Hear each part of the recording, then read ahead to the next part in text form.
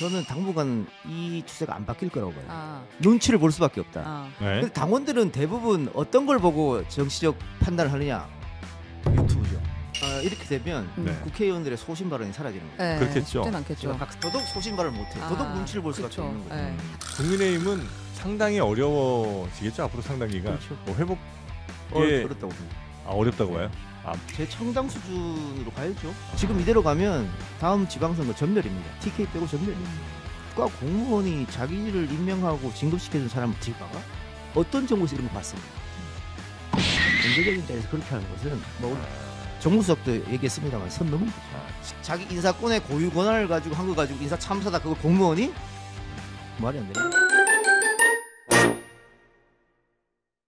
자, 이번 시간엔 예고해 드린 대로 뭐 유튜브 팟캐스트계 특히 이제 시사 쪽에서는 정말 고인물 중에 고인물입니다. 네, 이동영 작가 모시고 오랜만에 만나네요. 어서 오십시오. 네, 반갑습니다. 이동영입니다. 네, 반갑습니다. 고인물 그만할 때가 됐어요.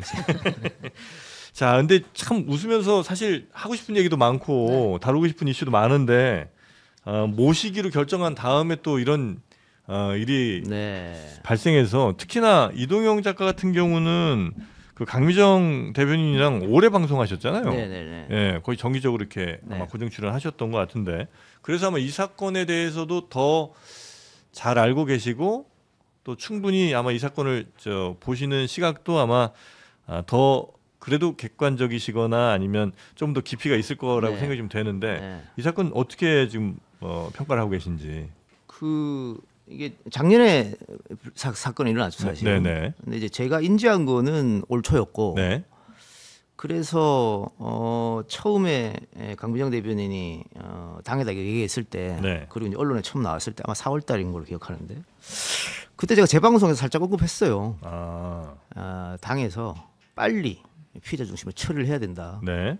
이건 뭐 당의 크고 작음하고는 전혀 상관없고 또 진보를 표방한 정당이기 때문에 빨리 처리해야지 후가가 없을 것이다. 그런 얘기를 했는데 결국은 빨리 처리 못하고 몇 개월을 끌은 거죠. 왜 이렇게 이랬을까요? 팔이 안으로 굽었다고 봅니다 저는. 그게 아니에요. 안으로 그 굽었다. 가해자가 뭐 하나는 팔이 안으로 굽었다고 볼 수 있을 것 같은데 두 사람 다 그렇다고 둘 다 그렇게 네. 보이는 건가요? 그 안이라는 게 어디죠? 예? 팔이 안으로 굽었다 해서 안이라는 게 아니 뭐 같이 오래 정당 생활을 했고 당에 그래도 주류? 헤게모니를 지닌 주류에 속하지 않았을까요? 그렇지 않으면 그럴 필요가 없잖아요. 네. 그 사람들에게 더 좀 굽을 수밖에 없는 상황이 그 당이 좀 신생이고 작아서 그렇습니까? 아니면 원래 정당이 아니 당이 작다고 말할 수 없죠. 12석이라는데 어떻게 작다고 할 수 있겠습니까? 작다고 표현할 수 없고 그때 또 리더가 사라졌으니까 리더가 부재한 상태에서 그 다음에 뭐 누가 당의 헤게모니를 쥐었을까? 권한 대행이 질 수 있었을까? 잘 모르겠어요. 하여튼 그 리더십 부재에서 오는 또 하나의 상황이었다고도 보여집니다. 네. 그리고 이제 그 사건 이후에 저는 이제 조금 이해 안 되는 일들이 좀 많이 벌어졌는데 예를 들면 우리 이 작가님은 이제 그 사건에 대해서 굉장히 이제 정면으로 다루셨던 것 같고, 근데 진보 진영 내에서도 이게 야 갈라치기 하지 마라 이러면 우리 힘 약해진다. 이거 뭐 음모다 등등 하여튼 별별 이야기들이 나왔고 또 어디는 굉장히 보도를 세게 하고 어디는 아예 그냥 모른 척하기도 하고 뭐 이렇게 되지 않았습니까? 워낙 이제 이런 채널 내지는 뭐 이런 미디어 노출이 또 많은 분이니까 이 부분에 대해서도 좀 생각이 있으실 것 같습니다. 뭐 진영 논리에 빠지면 아무것도 안 보이게 되는 거죠. 지금 정영기 씨가 말한 그런 것도 진영 논리에 빠진 거잖아요. 만일 반대 진영에서 이런 일이 벌어졌다. 그럼 지금 같은 얘기가 나올 수 있겠습니까? 뭐 전체 진영 파이에 도움이 안 된다. 왜 피해자는 지금 이야기했냐? 왜 지금 인터뷰를 했냐? 정말 잘못은 누가 했냐? 그런 말이 나오겠어요? 근데 우리 진영에서 벌어지니까 어쨌든 감추고 싶고 그런 거잖아요. 그러다 보니까 조국 신당에서 이걸 제대로 처리 못했고 몇 개월 지나서 일이 벌어졌고 그래서 당직자 사무총장이 사퇴하고 지도부 전원이 사퇴한 이런 일까지 벌어졌지 않습니까? 결국 소일고 약간 고친 거예요. 근데 외양간을 고친 게 맞나요? 그 지도부가 사퇴하는 것이 저는 어떤 의미인지를 잘 모르겠어요. 왜냐면 어차피 11월에 전당대회를 하기로 했던 당이고 지도부가 있었어도 우리가 그 뒤에 진짜 지도자는 따로 있다고 알고 있는데 지도부 사퇴가 정치적 의미가 있는 건가요? 근데 저는 그렇게 말씀하시면 그게 또 다른 음모론이라고 보여지거든요. 그러니까 지금 지도부 사퇴해서 어차피 조국이 다음에 들어와서 당대표 할 건데 이거 일부러 그러면은 뭐 꼬리 자르게 해서 모양만 좋게 하려고 하는 거 아니냐 이런 이야기일 수도 있다는 거죠. 시점을 그러니까 좀 당겼을 뿐이지 크게 결과가 다르진 않잖아요. 그래도 안 하고 뭉개는 것보다는 낫죠. 아. 지도부 사퇴를 해서 어쨌든 비대위가 꾸려지겠죠. 비대위가 꾸려져서 이거를 뭐 다시 한번 살펴본다든가 징계를 다시 한번 한다든가 아니면 피해자한테 진정한 피해자들이겠죠. 진정한 사과를 한다든가 그리고 그 내용 중에 국민 여러분들이나 정당 지지자들이 잘 모르는 부분이 있는데 세종시동위원장 김감정 교수는 왜 제명을 당했을까? 네. 피해자들 주장은 우리를 도와주다가 제명을 당했다. 네, 김감년 교수. 네. 당에서는 그것 때문은 아니다. 다른 것 때문에 제명당했다. 그것도 진실 게임 해봐야 되는 거잖아요. 네. 이야기가 다르니까. 그러면은 비대위가 새롭게 꾸려져서 그 부분을 다시 한번 보든가. 그래서 기존의 지도부가 잘못했다. 뭐 그러면은 소일거라도 외양간 제도로 고치는 거겠죠. 그럼 비대위는 정말 그 조국 전 대표와는 거리가 있는 사람으로 꾸려질 가능성이 있어요? 모르죠 그거는. 제가 뭐 그 당 사람도 아니고 아니, 그건 알 수 없습니다. 이 작가님이 워낙 뭐 정당 간 혹은 뭐 개파 간 역학 관계라든지 혹은 뭐 그 내부의 사정 같은 것들도 꽤 깊숙이 알고 계신 경우가 좀 많잖아요. 그래서 지금 이제 조국혁신당 같은 경우는 진보 진영의 뭐 쇄빙선 그러니까 민주당이 이제 하기 어려운 일들을 하겠다라는 것인데 그래서 색깔이 조금 더 진한 편이지 이들과 뭐 서로 다르진 않죠. 다르진 않다 이제 이런 얘기를 하는 거잖아요. 그래서 합당 얘기가 나오는 거고. 그러니까 어떤 분들은 아니다. 그러니까 조국혁신당은 예전에 그 친문이 주류가 되는 그런 정당이고 지금 민주당은 또 그것과 다르다. 그렇게 색깔을 나누시는 분들도 있는 것 같은데 그거는 어떻습니까? 저는 뭐 조국 대표가 이제 사면해서 돌아오고 네. 당장은 아니어도 뭐 지방선거가 코앞에 있으니까 당장은 합당 못해도 결국은 합당한다고 보거든요. 민주당과 그럼요. 혁신당이 왜? 조국 혁신당 지지자들이 원하는 것은 조국 대표가 대통령 되는 거 아닙니까? 그렇겠죠. 그렇겠죠. 네. 본인도 그런 생각이 있을 거고. 네. 조국 혁신당 지지율 2, 3%, 뭐 2, 3, 4% 나오는 정당으로 대통령 할 수 있습니까? 어렵겠죠. 민주당 들어오지 않으면 못 합니다. 근데 이제 당 대 당 뭐 무슨 후보 대 후보의 뭐 단일화 이런 건 이제 얘기할 수는 있잖아요. 민주당 안 받아주면 그 말인데. 뭐 안 받아주겠죠. 네. 그래서 현실적으로 네. 당장은 아니래도 뭐 지방선거 얼마 안 있으니까는 안 되고 총선 전이나 총선은 많이 남았으니까 네. 다음 대통령 선거 직전에는 합당 가능성도 있겠다. 당원들도 거기에는 찬성할 것이다. 왜냐하면 조국 대통령을 보고 싶은 그렇죠. 마음이 강하기 네. 때문에 오히려 민주당 지지층이 또 반발하겠죠. 근데 민주당 지지층에도 조국 혁신당도 괜찮다고 생각하는 사람이 있고 절대 안 된다고 생각하는 사람이 있거든. 아까 정영진 씨 네. 말처럼 친문 정당 아니냐, 친문의 후손들 아니냐, 못 받아들인다라고 사람이 있거든요. 네. 뭐 그렇게 됐기 때문에 논란은 있겠습니다만은 그런 이야기가 나올 수밖에 없다고 보여집니다. 네. 혹시 그 요즘에 뭐 우리 이 작가님도 워낙 또 하나의 커다란 또 이렇게 미디어? 미디어를 갖고 계시고 그런 이제 유튜브 채널이라든지 이런 데들이 정파성이 강한 곳들이 많이 있잖아요. 그렇죠. 근데 그 중에서도 이제 대형 채널 같은 경우는 뭐 국내인 쪽도 그렇겠습니다만 그러니까 당의 무엇을 뭐 평가하거나 뭐 제안하거나 요 정도 수준이 아니라 아예 그냥 당 위에 있는 것 같은 느낌을 줄 때가 좀 있잖아요. 동의합니다. 요거는 바람직한 상황입니까? 아니면 뭐 바람직한 상황은 아니죠. 근데 예? 저는 당분간 이 추세가 안 바뀔 거라고 봐요. 그러니까 이 유튜브를 통해서 네. 정치인들이 등판해가지고 자신을 알리고 유튜브에서 프레임도 만들고 네. 지령도 내리는 이 상황이 뭐 지령은 모르겠습니다만 눈치를 볼 수밖에 없다. 예. 특히 지금 민주당 같은 경우 당원들이 굉장히 많은데 네. 당원 중심의 정당으로 확실히 바뀌어버렸습니다. 옛날에는 뭐 대의원이 엄청난 영향력을 발휘했고 대의원 위에 국회의원 네. 그러니까 이게 에스컬레이터가 됐었거든요. 지금은 안 돼요. 국회의원이 대의원한테 지시해도 대의원이 안 들을 뿐더러 네. 대의원의 영향이 많이 줄어들었기 때문에 무조건 당원 중심으로 가게 됐습니다. 네. 그런데 당원들은 대부분 어떤 걸 보고 정치적 판단을 하느냐? 유튜브죠. 네. 유튜브 아니면 커뮤니티거든. 네. 그렇기 때문에 국회의원들 눈치를 볼 수밖에 없어요. 그래서 이거는 쉽게 바뀌지는 않는다. 네. 특히 유튜브나 커뮤니티나 열심히 하는 사람들은 강성 지지층이 많을 수밖에 없거든요. 네네. 그러니까 이번 뭐 검찰 개혁 같은 것도 빠르게 더 강하게 당보다 더 계속 얘기하잖아요. 네. 그 눈치를 볼 수밖에 없죠. 그래서 앞으로 이것은 크게 변하지는 않을 것 같습니다. 더 강해질 가능성이 높다고 보세요. 그럴 가능성이 높다고 봅니다. 아니 왜냐면 제가 이거 지금 최근에 경향신문에서 이제 김어준 뉴스공장을 집중적으로 이제 보는 사람들 인터뷰를 해가지고 질문을 하려고 했는데 그 저기 지금 원고에다가 유튜브 얘기하니까 매불쇼 이렇게 쓰시더라고요. 그래서 지금 왜? 김어준하고 매불씨밖에 더 있어요? 매불쇼는 건들지 마. 우리 채우기 하는데. 그렇구나. 네. 아니 근데 지금 곽상원 의원이 그 얘기했어요. 유튜브가 이제 거의 정치 권력을 휘두르고 있다. 근데 벗어나긴 되게 어려운 구조라고 보시는 거고. 근데 당이 그렇다고 해서 곽상원 의원은 네. 다음에 네. 경선을 하잖아요. 질 확률 높아요. 저주하지 말고 저주가 아니라 네. 아까 얘기했잖아요. 이게 잘 안 바뀐다니까요. 네. 지금 각종 커뮤니티나 댓글 한번 보시죠. 유튜브 댓글. 곽상원 안 된다. 대통령님 사위 잘못 떴네요. 도배입니다. 아니 근데 그러면 보세요. 근데 다 좋은데 당이 하는 일이라는 게 원래 이제 정책을 만들고 이제 그 방향으로 제안을 하고 정권을 잡고 하는 일을 하는 거잖아요. 근데 그게 상당 부분 지금 이제 유튜브로 넘어갔다는 진단이 나온 것인데 넘어갔다기보다는 눈치를 볼 수밖에 없는 상황이다. 넘어갔다는 상황이다. 표현은 좀 그렇고 경향신문도 그거 뭐 그렇게 많이 써 그런 거를. 그러니까 질투한다는 얘기 나오지. 아니 뭐 질투야 뭐 질투할 수 없는 정도로 너무 멀리 갔습니다. 아니 근데 이게 뭐 부정적으로 볼 수도 있고 네. 긍정적으로 볼 수도 그럼요. 있는데 그러니까 네. 긍정적으로 보자면 어차피 국민들이 뽑아주는 국회의원들이고 권력을 위임하는 거니까 그렇죠. 더 많은 국민들이 적극적으로 의견 개진해서 그 결정에 따라서 한다는데 뭐가 문제야라고 할 수도 있고 또 어찌 보면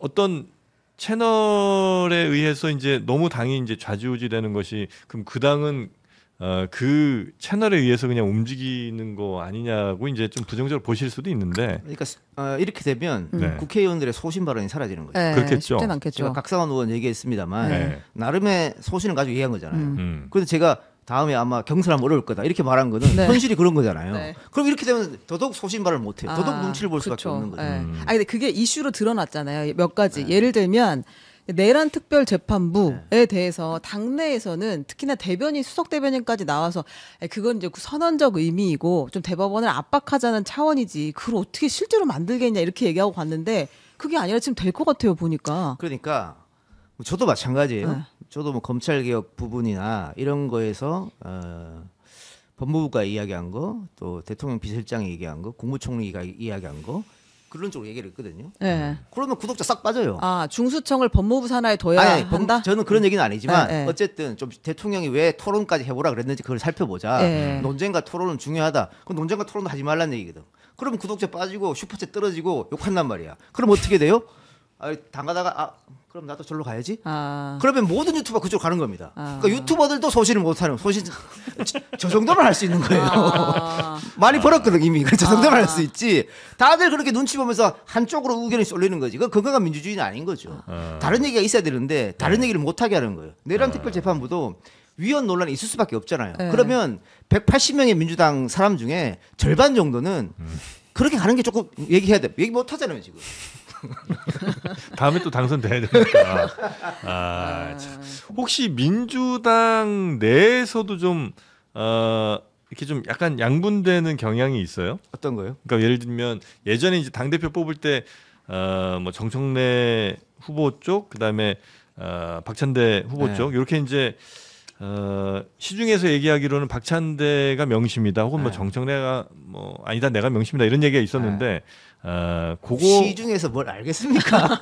우리 이동희 작가 아신다고 보고.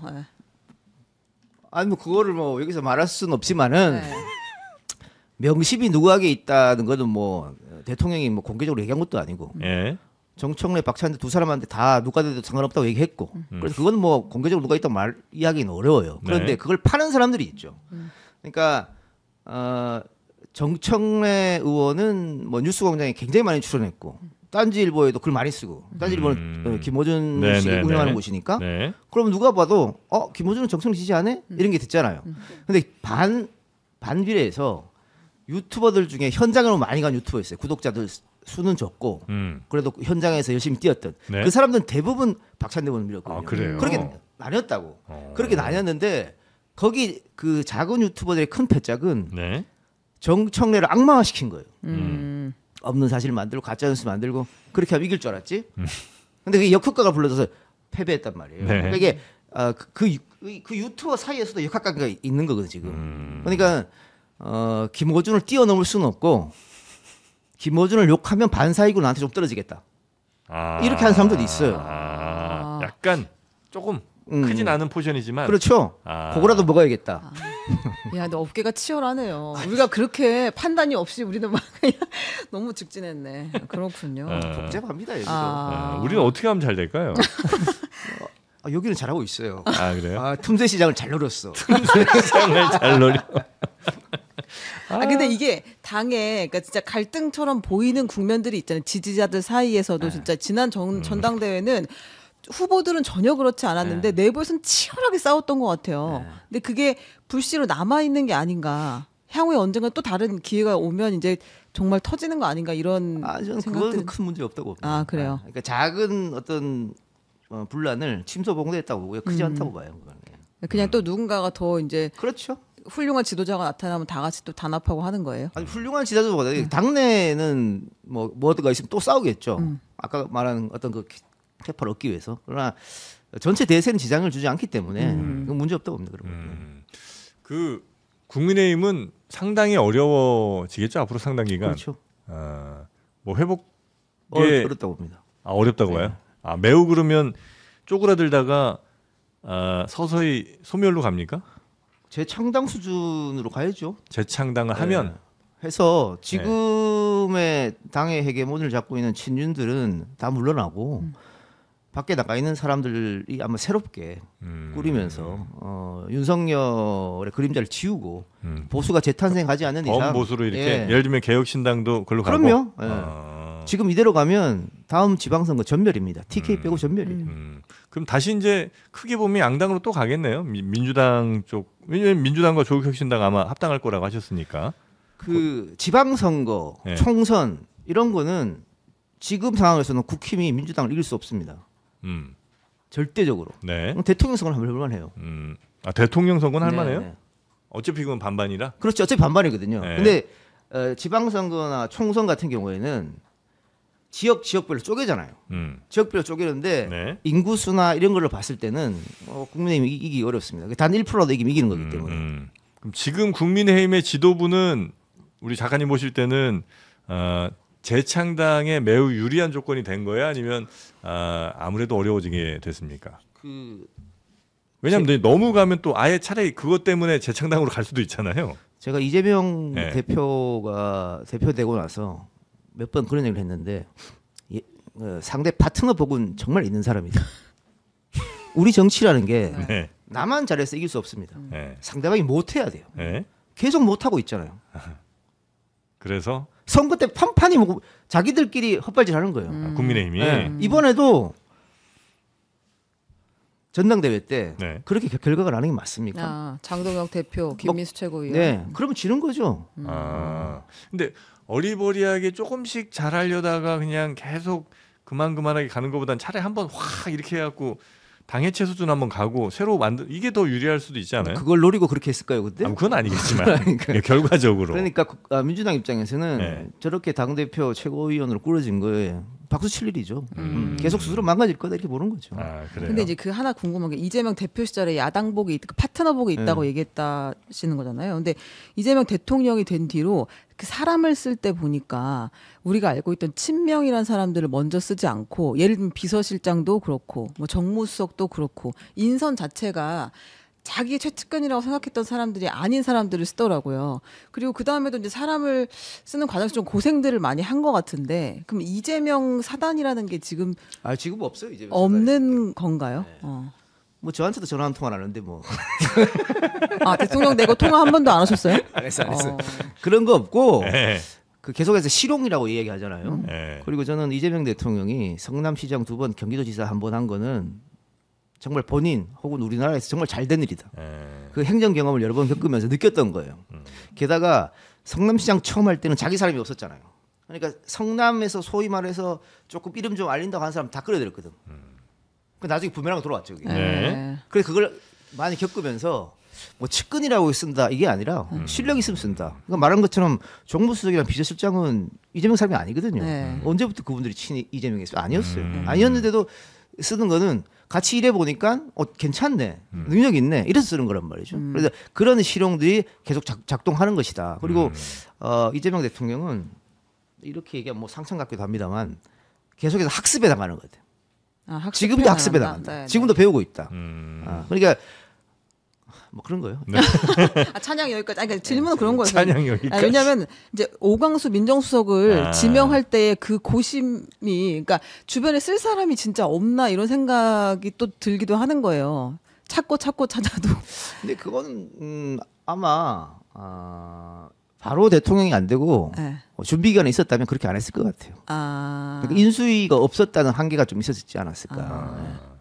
그럼 지금 이제 뭐 검찰개혁 관련해서는 이문정 지검장이나 이렇게 막 비판을 또 민주당 열혈 지지자분들은 엄청 또 비판하기도 하잖아요. 네.